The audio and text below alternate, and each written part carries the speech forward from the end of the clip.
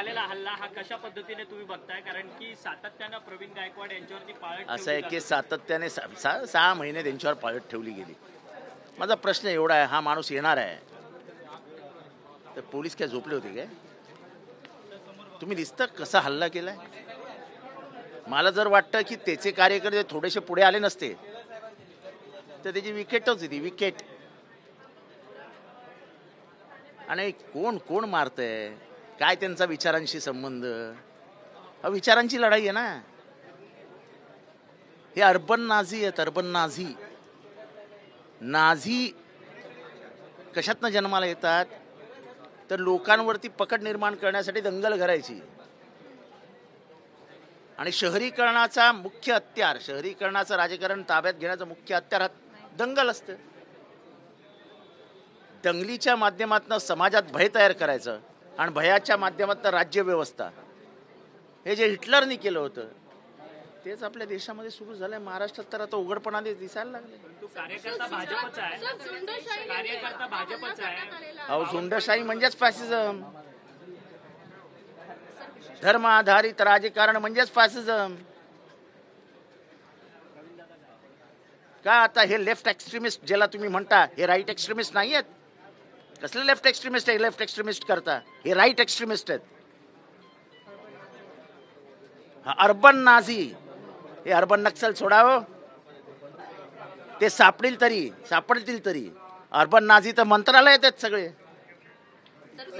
शिवरायांच्या काळामध्येच मावळे जय भवानी जय शिवाजीचे नारे देत होते. नाही, आता बंद करा. जय शिवाजीचा नारा बंद करा.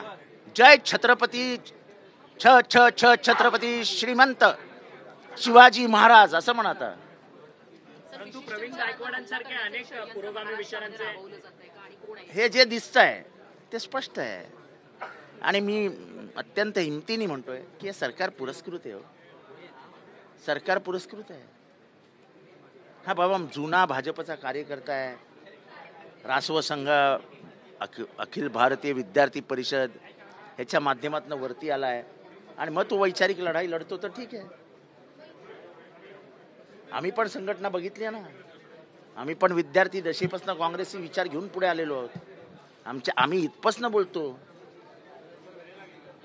ते बाडग्यांची बांग जोरात असते त्याच्यातला प्रकार आहे.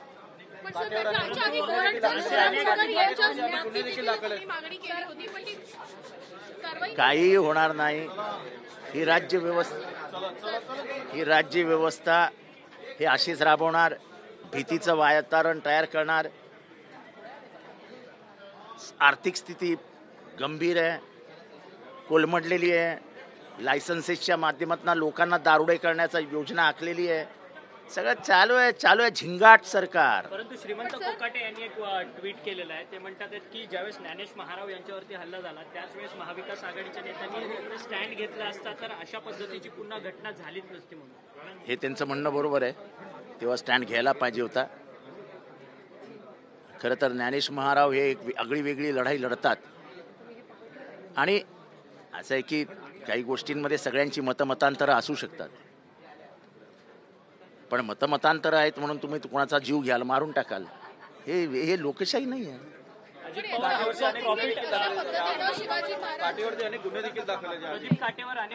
मला माहिती आहे मर्डरचा गुन्हा दाखल आहे असं म्हणतात लोक. काय माहित काय. अजित पवारांवर हाऊस ऑफ प्रॉफिटचा आरोप होताना पाहायला मिळतोय. मद्य परवाने येणारे जवळपास 20% परवाने वाढवण्यात येणार आहे आणि ते पण विदेशी मद्य बनवणाऱ्या कंपन्यांना देण्यात येणार आहे. ते सगळेच कंपन्या कोणत्या ना कोणत्या तरी राजकीय व्यक्तीशी, घराण्याशी संबंधित आहेत.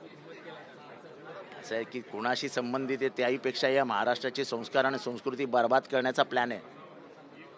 बहिणींना पैसे द्यायचे आणि बहिणींच्या पैशातनं चपट्या आणायला मदत करायची का? यांचा सिम्बॉल मॅकडोनल्ड होणार आहे. ये सरकार किसकी है? ये सरकार विजय मल्ल्या की है.